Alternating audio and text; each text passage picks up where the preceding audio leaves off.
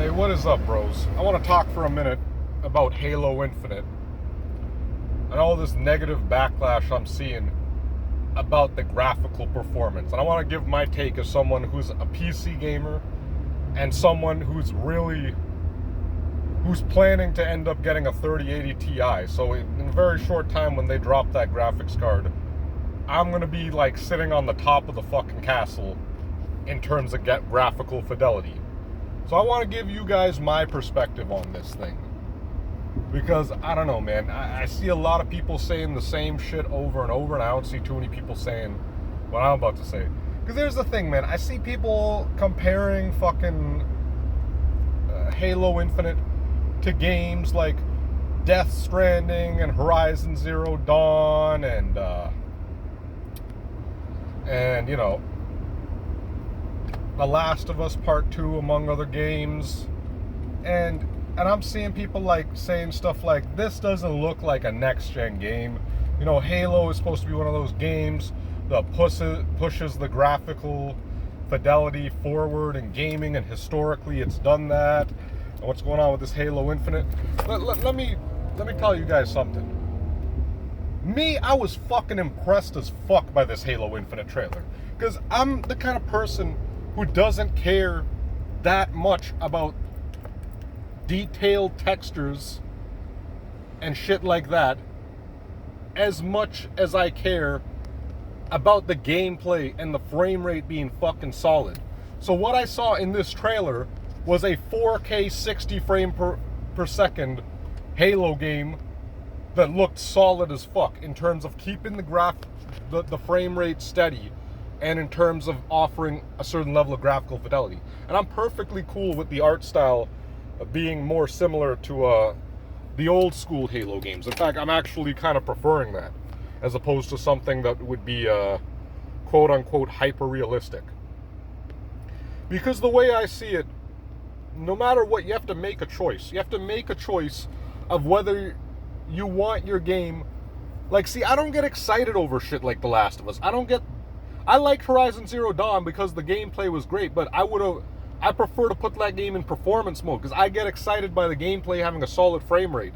Frame rate affects gameplay, especially in a first-person shooter like Halo Infinite, or any first-person shooter for that matter. The frame rate makes a big impact on gameplay, especially during multiplayer.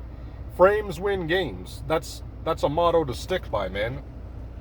And you know what I'm saying? Like, me, I look at the way people are reacting, and to me, it's indicative of the fact that we live in an era now where people care more about the graphics having a certain level of fidelity more than they care about the frame rate. The people are like, they would be more excited for this fucking game if it was 30 frames per second, but was more of a hyper-realistic style or had more heavily detailed textures or whatever the case may be.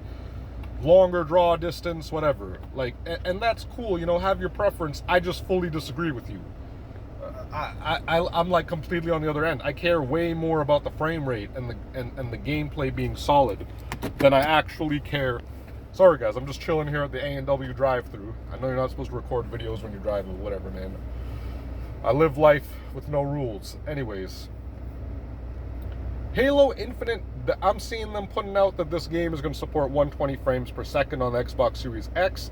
So I'm thinking to myself, if this game, using HDMI 2.2 and a modern television, can output the game at 4K at 120 frames per second on a home console, that is incredibly impressive, even if there have to be certain drawbacks in terms of the graphical fidelity of the game itself. The fact that you can make it 120 frames per second at 4K, that's the kind of shit I've been waiting for, man. That's what next gen means to me.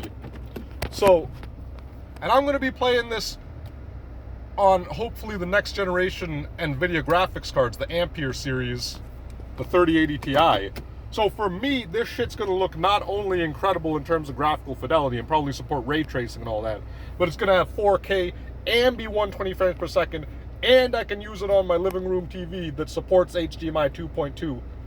So for me, as a guy who's obsessed with graphics, I'm very impressed with Halo Infinite. And to me, the fact that people get more excited over shit like The Last of Us which is a game that looks nice, sure, but it also plays at 30 frames per second.